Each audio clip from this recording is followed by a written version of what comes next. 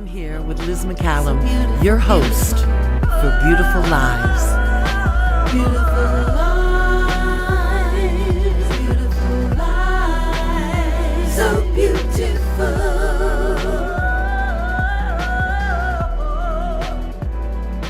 Beautiful lives. Hello and welcome to Beautiful Lives. I'm Liz McCallum and I am thrilled to have you join me today on the show. I first of all want to thank you for the tremendous reaction we got to our show our last episode from literally every continent. It was spectacular. I was so honored by the compliments, and thank you to our guests who made it amazing. Well, today we are going to be again talking about beautiful lives and what people have done with the circumstances and their skills and their gifts and how they have taken the world to become a little bit of a better place. And as you may or may not know, for the last 22 years, since 1989, I have been doing corporate training all over Canada, Australia, New Zealand, etc. And one of the things that I have had a real focus on, a passion actually about, is resilience and dealing with change. And how come two people can go through a divorce and one person just kind of soars and blooms and the other one struggles for so long? Downsizing, all of these types of blows that life brings us. What is the trick to the people who, sort of thrive in these circumstances? I've been working on that since '89 and training, and I have learned and heard 1,000 stories. I have, as a guest today, a woman who has a story that most of us would never want to have in our back pocket. And she's going to be talking today about resilience, and bigger than that, the power of love. I have Lesley Parrott with me today. So I want to start with our interview with Lesley, and I'm going to show you a quote that on the birthday of her daughter, Allison, she posted on Facebook. Can you see that? It's on the screen. And Lesley, I want to welcome you to the show, and do you want to talk about this quote? What happened that day? Sure. Well, first of all, Liz, it's wonderful to be here. Thank you and for to coming. be with you. Thank you. September 28 was my Allison's birthday. She was born 37 years ago, and we lost her tragically 25 years before. And I just got moved, and I often do mention her on Facebook, and people really respond. I think it's a way that people can reach out, and it's one of the ways, in a funny way, that in a public way I can still be Allison's mum, and I can still talk about the love that surrounded her, and people want to know how I am. And as the years have gone by and I've gotten stronger and stronger and been able to say that and feel okay about saying that, it warms people's hearts, and I get phenomenal feedback that just gives me the strength to keep going. We have, as an audience, Lesley, we have people who maybe don't know what happened with Allison. Sure. In 1986, 25 years ago, Allison was 11 going on 12, and she was a budding little track star. She was ready to go and compete on behalf of Ontario in the US, and somebody phoned our home in Midtown to Toronto and asked her to go to Varsity Stadium, a big sort of sports facility, to have a picture taken, she thought, with all her team members for the upcoming event. And it seemed a kind of natural thing that she would get some recognition for this. There had been a little bit of other requests and publicity. So she called me, asked for permission, and off she went. And her body was found 2 days later in a ravine in Toronto, and she had been raped and strangled. A little 11-year-old girl. Little 11-year-old girl, and our lives started all over again. Yes. Lesley, people will say, people actually, one of the things I've noticed in my work is that people will compete about whose life is worst. their drive. They compete for whose drive was worse, who got the most snow. They compete, literally, who's the most tired. That's a classic Canadian one. Oh, I'm so tired, you're not tired. And this competitiveness, looking for the bad, sort of focusing on how rotten things are. How do you fight that with this kind of a story, this kind of a horror? Well, everybody's allowed and entitled to their own bad time. Absolutely. You know, and to ignore when tough things happen. I think that I've learned when really such a life-changing and, you know, gut-wrenching affects every fiber of your body happens. Ultimately, you have to decide if you're going to survive and live or not. Is it is it a decision? Oh, yes. Yeah. No, there was a spell that I thought, I'm not sure that I should be here because it's, you know, I'm so unhappy and it's not good for my son, not good for my husband. That fortunately lasted a few months. And then I knew if I could do nothing else in this world, I was going to be a damn good mother to my son, that evil was not going to get more people than one. And so very quickly for me, there's this sense that good and love had to prevail and champion over evil. So that was there for me for the beginning. I also was blessed in that people were so fabulous to me. So I couldn't help but notice how kind people were, how thoughtful people were. So in the middle of feeling crappy, people would do something wonderful. So you honestly believe, even though the worst horror, you believe that people inherently are good? Most people? I believe that there is good and evil in all of us. And that good is much stronger than evil, and we have to nurture and help love and good grow, and we have to do everything to diminish evil, including not paying too much attention to it. Really? So you're saying stop looking at it?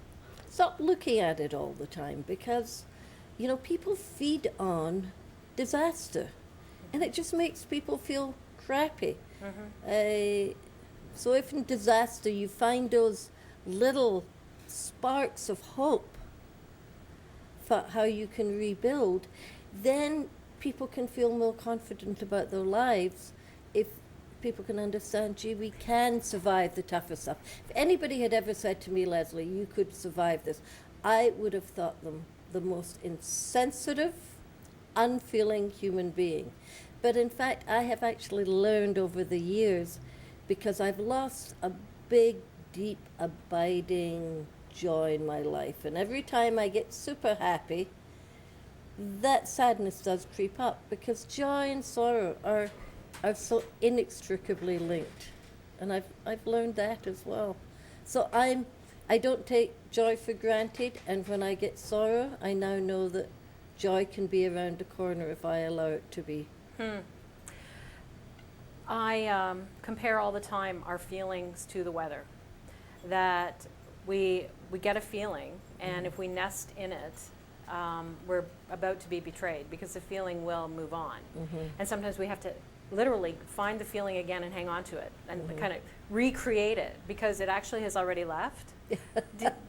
Well, I think do you know what I mean? Yeah, I think the great secret of mental well-being, and I'm not the only one that ever says this, is the ability to live in the present. You bet. It's all about living in the present. What I say, and like you, I've done a lot of work and a lot of thinking around resilience. What I think is, first of all, you've got to know yourself. Know your own personality, because how are you going to respond, react, what you're going to need. If you're somebody that needs quiet reflection, you need that peace and quiet. If you need a friend to talk to, somebody to listen to you, it's really important that you do that. There is no one way to survive a tough situation. Okay, well, what about this? The word normal. There was before, and then there is after the event.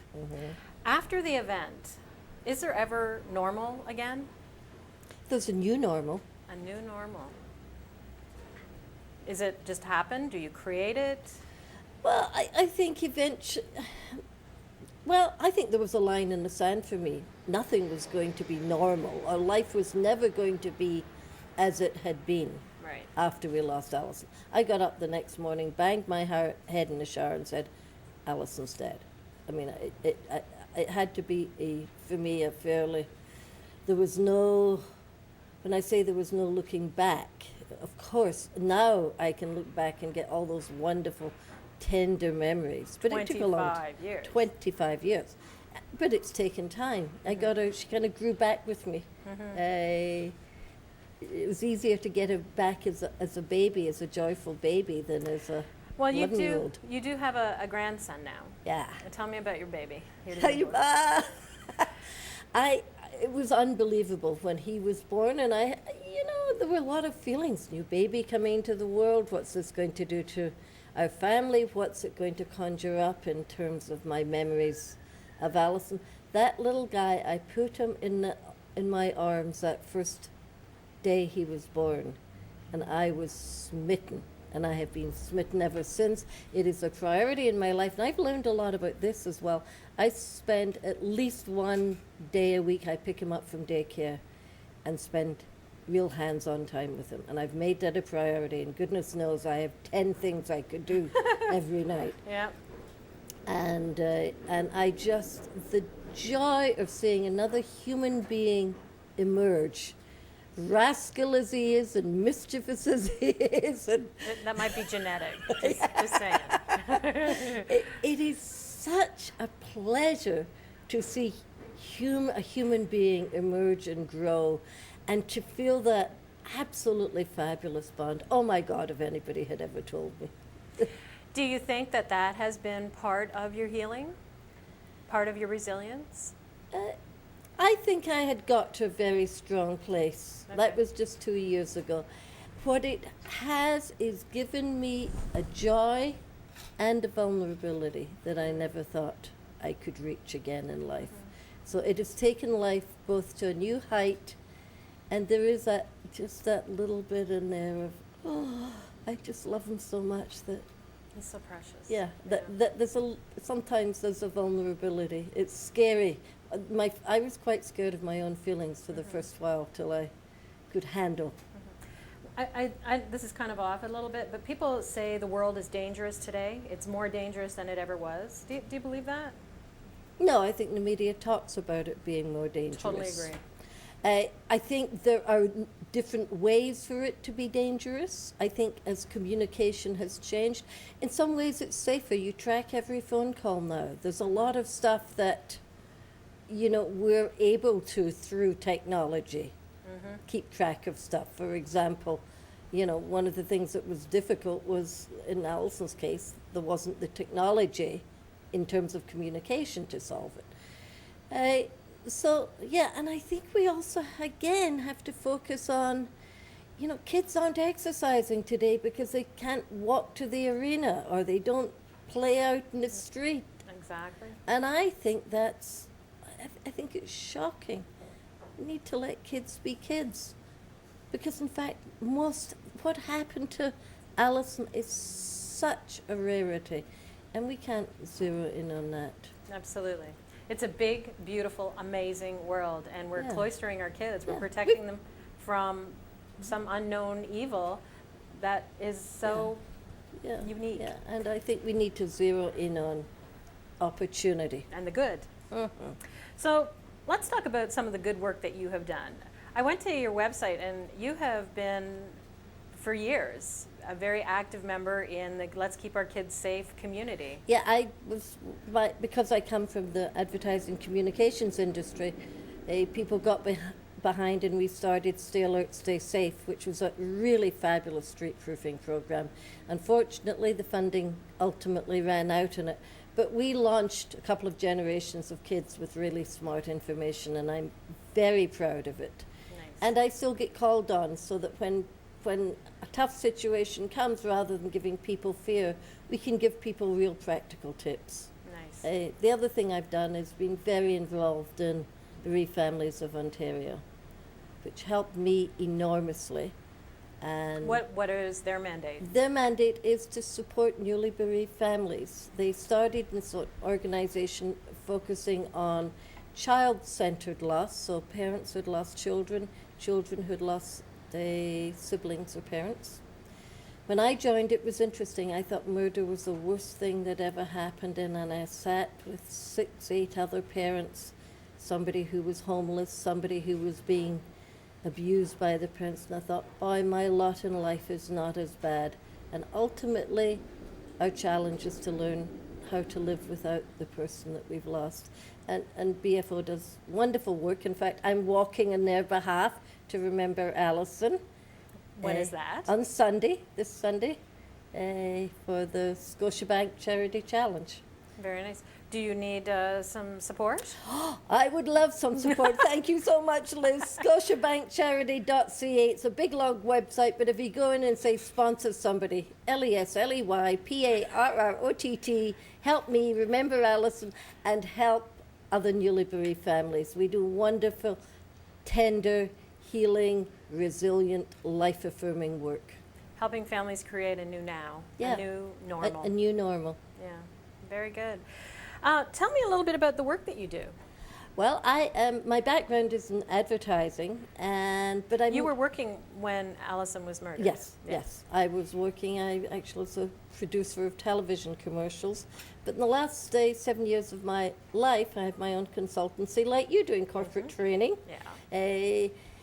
Helping people really communicate well with one another. I do a lot of executive coaching, one-on-one with people, helping people deal with difficult situations and to help them get out of their own way, which is what happens. I also still do a lot of consulting in the area of television production with advertisers. So I have a very busy practice. I love the people work that I do. It's all about engaging and being engaged and helping people communicate. Do you think your resilience, your personal experience with resilience, transfers to the corporate world? Oh, totally. I mean, I think almost the recipe for being resilience, whether it's a personal case, whether you're losing your job, whether you've got a boss. I was with somebody this morning whose boss is bullying this person. It's the same things that you have to do to be resilient. And I think in my work I can bring a kind of certainty that you can get there. And Well, you're living proof. and I love seeing possibilities in people, and I think I help people see the possibilities for themselves. And it is because, my goodness me, I've had to deal with getting to a place that says we can survive and thrive. We will be changed. Parts of our hearts are broken forever. The pain will come up and sneak up on you, but that's okay. That's also a measure of this wonderful thing called love. And if we didn't love, we wouldn't hurt. So the hurt is okay. And it's okay not to hurt as well. Well, the peaks and valleys. There's Yeah, times yeah, and triggers. Wow, very beautiful, very beautiful. All right, so yes, you believe resilience, the personal experiences transfer into the work experience. You shared with me one of your philosophies about dance. Yeah, I call it dance in the other direction. And this is personal or professional. And what I say is, first of all, you have to dig deep to know yourself. So what's your personality? What's your background? Know and keep yourself in sort of good shape. Keep your relationships in good shape. So Like keep your heart, your spirit. keep your heart, your spirit, you know, make sure you're living as good a, healthy a life. Yes. Then you have to acknowledge what's happened. It's not about being Pollyanna and saying, this never happened, and I've seen people try to do that. You have to take that time to acknowledge and absorb. So that's the A. The N is network for support. When tough times happen, you can't get in there alone. So you need to be ready to give support. You also need to be ready to share support. The C is a big one. That's the courage to forgive. Whoa. Courage to forgive. You're suggesting something pretty significant in Yes. terms of your daughter's life. So if you can't get to forgiveness to some place in your life so that you can, in my case, let go of the person who did this and not let this person rule me. Nice.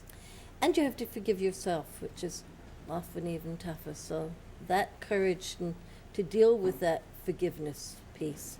And then it's about E, which is engaging in life. Find the little joys in life every day. And when it's impossible, go out. You know, I will go out with my clients and sort of say, okay, I want you to come back and tell me 3 great things that happened yesterday. Lesley Parrott, you are making the world a better place. Well, I hope so. The world is a pretty amazing place. You just have to have your eyes wide open. And choose it. Yes, and your heart open. Yeah. In your dance, can you just go over the DANCE? Yeah. D stands for? Dig deep to know yourself. A. A is to acknowledge and absorb what's happened. N. N is to network for support. C. Courage to forgive. E. E, engage and enjoy. And in my experience, that C one is the toughest. That's the toughest. Yeah. But it's the one that reaps the biggest rewards. Yeah. It sets you free. Beautiful. Well, Lesley, I am honored that you have joined me today to talk about this, and not just for my corporate experience, but for my own personal life. I have kind of watched you for 25 years, and I saw you in an event, I can't even remember how many years ago, and to meet you like this today has just been fabulous. I am in the presence of a very wise and strong woman, and I'm proud to know you. Well, thank you. And I had a wonderful daughter called Allison who brought an awful lot of love to the world, and I just want to keep doing that with and for her. Excellent. I'll talk to you after. Okay, coming up next, we will be joined by Brenda Lewis, who is going to chat with us about some of her life experiences. We're going to hear some of her beautiful music, and we're going to end up the show with a live presentation with her and some accompaniment. Anyway, stay tuned. We'll be just taking a little break, getting things set up for our next guest. Thank you very much. Okay. I go out walking after midnight, out in the moonlight, just like we used to do. I'm always walking after midnight, searching for you. I walk for miles along the highway. Well, that's just my way of saying I love you. I'm always walking after midnight, searching for you. I stop to see a weeping willow crying on his pillow. Maybe he's crying for me. And as the skies turn so gloomy, night winds whisper to me, I'm lonesome as I can be. I go out walking after midnight, out in the starlight, just hoping you may be